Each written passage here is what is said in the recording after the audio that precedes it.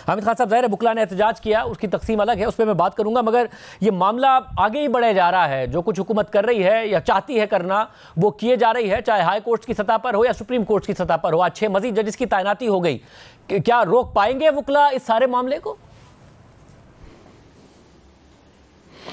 देखिए, फौरी तौर पर तो शायद ना हो, लेकिन हमारी मूवमेंट बड़ी लंबी होगी और इन सब लोगों को जिनको आज इन्होंने भर्ती किया है, हम उसके ख़िलाफ़ खड़े रहेंगे और इनको वापस जाना पड़ेगा, क्योंकि वैकेंसी सिर्फ एक थी, आपने 7-8 कैसे भर ली। इसलिए मैं समझता हूँ कि ये जो भी किया गया है गैर आइनी अमल था और आपके सामने है। इसकी कोई लेजिटिमेसी नहीं रही, क्योंकि इसमें 2 सीनियर मोस्ट जजेस ने वॉकआउट कर दिया उसको, और बग़ैर सीनियर प्यूरी जज और नेक्स्ट सीनियर जज के इसकी अदलिया की तरफ से किसी किस्म की लेजिटिमेसी नहीं रहती। इसी तरह अपोजिशन जो थी, अपोजिशन पार्टी के नुमाइंदे, उन्होंने भी इसको जो है बाइकआउट किया। तो लिहाजा ये तो फिर कोई सिलेक्शन ही ना हुई ना, जिसमें कंसेंसस ही नहीं है। सुप्रीम कोर्ट का जज मुकर्रर कर रहे हैं without consensus of the senior most जजेस, without consensus of the opposition party. तो वो तो फिर एकतरफा अपॉइंटमेंट हो गई। इस अपॉइंटमेंट को हम एक्सेप्ट नहीं करेंगे और हमने आज फैसला किया है कि हम इसको चैलेंज करेंगे। मगर सब चैलेंज करेंगे तो आईनी अदालत में चैलेंज होगा। आईनी अदालत में भी क्या आप कुछ उम्मीद करते हैं कि आउटकम आएगा? जिस तरीके से सिस्टम को डिज़ाइन करके और आईनी तरमीम करके इस वक्त ऑपरेट किया जा रहा है, आपको लगता है कोई रिलीफ मिल जाएगा? देखिए, ये तो वक्त बताएगा, क्योंकि लामहला इसकी एक लंबी जदोजहद है। लेकिन मैं समझता हूँ ये आईनी कोर्ट के पास आने की चीज़ नहीं है। यहाँ तो जाना चाहिए फुल कोर्ट के सामने। हम कहेंगे ये मामला पूरी जो है सुप्रीम कोर्ट से मुतल्का है, सुप्रीम कोर्ट के जजेस की अपॉइंटमेंट से मुतल्का है। ये कोई आईनी कोर्ट की या आईनी बेंच की फॉर्मेशन से इसका ताल्लुक नहीं है। लिहाजा इसको पूरी अदालत के सामने, जिस तरह हम 26वीं तरमीम के बारे में ये कह रहे हैं कि फुल कोर्ट बैठेंगे, इसी तरह हम ये कहेंगे कि जजेस की जो सुप्रीम कोर्ट में तकर्री है, इसके लिए भी फुल कोर्ट बैठे। अच्छा, मगर ये तो 4 जजेस ने पहले भी कहा था कि पहले इस बात का फैसला किया जाए, फिर ये तैनाती हो, इस इजलास को मुलतवी कर दिया जाए। बुकला की भी डिमांड थी, जजेस की भी। इसी बात पे आज वॉकआउट भी किया जस्टिस मुनीब अख्तर और जस्टिस मंसूर अली शाह ने। नई बात मानी गई, तैनाती हो गई। तो उस मामले पर फुल कोर्ट नहीं बना, तो अब कैसे ये ऑब्जेक्टिव अचीव हो जाएगा? देखिए, ये लंबी स्ट्रगल है, लेकिन आप देखेंगे कि ज़्यादती करने वाले, इस तरह की जो बेज़ाब्ती करने वाले बहुत अरसा नहीं निकालते। ये पाकिस्तान की तारीख रही है और ये स्ट्रगल हो सकता है हमें 6 महीने 7 चलानी पड़े, लेकिन ये जिसको हम कहते हैं अंग्रेज़ी में वर्केबल नहीं है। ये सूरत हाल जो सुप्रीम कोर्ट के अंदर पैदा हो गई है, इस्लामाबाद हाई कोर्ट में पैदा हो गई और मुतअद्दिद सिंध हाई कोर्ट में है, और भी हाई कोर्ट्स बड़ी डिस्टर्ब्ड हैं। इस तरह से निज़ाम नहीं चल सकता। मगर अब आप कह रहे हैं कि फुल कोर्ट इस मामले को देखे, आईनी बेंच ना देखे। अब जो फुल कोर्ट बनेगा, क्योंकि ये 6 तैनातियाँ हो गई, उसमें ये भी बैठे होंगे, जिसे 4 जजेस ने कहा था कि इसलिए इजलास ना करें, मगर इजलास हो गया। तो अब फुल कोर्ट में तो ये 6 भी होंगे।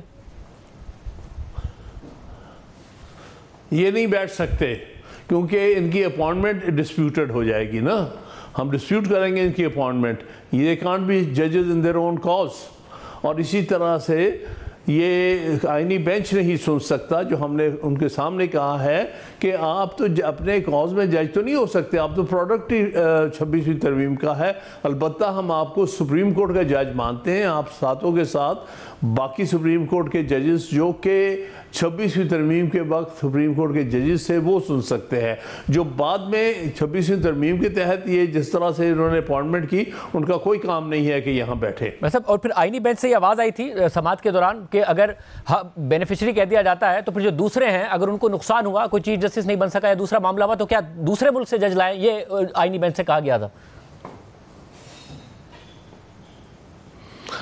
ये तो वक्त ही बताएगा, लेकिन जो कुछ ये कर रहे हैं, सुप्रीम कोर्ट का जो पाकिस्तान की सबसे बड़ी अदालत है, इसको तकसीम भी कर रहे हैं अंदर से, और उसके अलावा इसके इख्तियारात भी ख़त्म कर रहे हैं और इसको बतौर इंस्टीट्यूशन के नुकसान पहुंचा रहे हैं, जिसका ये तारीख़ के सामने, सारी कौम के सामने जवाबदेह होंगे।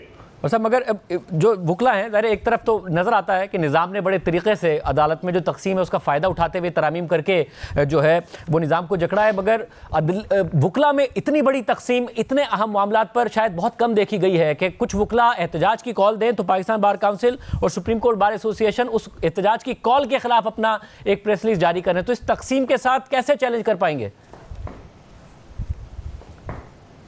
देखिए, ये जो लोग उस तरफ से बात कर रहे हैं वो वकला में पॉपुलर नहीं है। वो एक तो पाकिस्तान बार काउंसिल 5 साल पहले इलेक्शन हुए हैं, उन्हीं का एक मेंबर जो है लॉ मिनिस्टर भी बना बैठा है, और इसलिए मैं ये कहूँगा कि जो डिवाइड है वो बड़ी मसनूई सी नज़र आ रही है। एक्चुअली वो कोई वकीलों के तौर पे नहीं सोचें न निज़ाम का सोचें, अपने मफादात की खातर हर किस्म की गलत हरकत कर रहे हैं जिससे अदलिया को और आइन को नुकसान पहुंच रहा है। मतलब जब आप कहते हैं कि पॉपुलर नहीं है, क्योंकि ये इकदाम तो बहुत अरसे से चल रहे हैं, अक्टूबर में सुप्रीम बार का इलेक्शन जीत गई है, वो अच्छा मौका नहीं था कि साबित किया जाता कि पॉपुलर नहीं है? जी हरगिज़ नहीं, और वो उसमें सारी इंटरफेरेंस जिस तरह से बीच में एजेंसीज़ को इस्तेमाल किया, पैसा इस्तेमाल किया गया, रिग किया गया इलेक्शन, सब कुछ हुआ है। इसके आप बताएं कि ये कॉल दें, कोई आता है? जो इन्होंने कल कहा कि जी ये जो कॉल देने वाले हैं ये इलेक्टेड नुमाइंदे नहीं हैं। अरे भाई, एक तो हमारी कॉल पर लोग सारे कराची से बसें भर के आ गए, लाहौर से आ गए, हर तरफ से आ गए, कोयटा से आ गए। तुम कॉल दे के देखो इसको, जो अपने आप को सुप्रीम कोर्ट बार का सदर कहता है, कॉल दे के देखो 10 आदमी नहीं इकट्ठे होंगे, क्योंकि इसका सेंस जो है वो पॉपुलर नहीं है। मतलब तो आपको ज़ाहिर बड़ी तादाद में भी और कंटिन्यूस लोग चाहिए प्रेशर डालने के लिए, बड़ी तादाद में और कंटिन्यूस लोग आप कैसे निकालेंगे इस तकसीम के साथ, ये सवाल है। देखिए, ये आहिस्ता आहिस्ता ये ज़ोर पकड़ रही है। सारे पाकिस्तान भर में एक सॉर्ट ऑफ आप कह सकते हैं मोबिलाइजेशन वकला में हो गई है, और हर दिन के साथ साथ मोबिलाइजेशन बढ़ रही है। हर वाक़या बात को बढ़ा रहा है, चाहे वो इस्लामाबाद हाई कोर्ट के अंदर के जो तकसीम है उनके खतूत हैं, या इसमें सुप्रीम कोर्ट के अंदर जो वाज़ेह तकसीम और खतूत है। क्योंकि 4 जजेस ने तो ख़त लिखा इस चीफ जस्टिस को कि भाई ये मामला जो है मुतनाज़ा है, इसको पोस्टपोन करो, पहले 26वीं तरमीम के केस का फ़ैसला होना ज़रूरी है अपॉइंटमेंट से पहले। मैं ये समझता हूँ कि कल को अगर 26वीं तरमीम का फ़ैसला हमारे हक़ में आता है तो ये सारी कुछ जो है वो गैर कानूनी हो जाएगा, और वो सारा सब चीज़ मसख हो जाएगी। तो ये खाम खा वक्त ज़ाया कर रहे हैं। पहले 26वीं तरमीम का केस फुल कोर्ट 16 जजेस पर, जो कि 26वीं तरमीम के वक्त मौजूद थे, उनके सामने लगा के फ़ैसला करें, उसके बाद फिर आगे कोई स्टेप लेना चाहिए। ये जो जजेस की भर्ती कर रहे हैं जिसमें कि पार्टी पॉलिटिकल अपॉइंटीज़ आ रहे हैं, जिसमें कि वो लोग जो जिनकी शोहरत अच्छी नहीं है उनको आगे लाया जा रहा है, ऐसे लोगों को लेके आना जो है इसको अदलिया को मज़ीद तबाह व बर्बाद करने के बराबर है।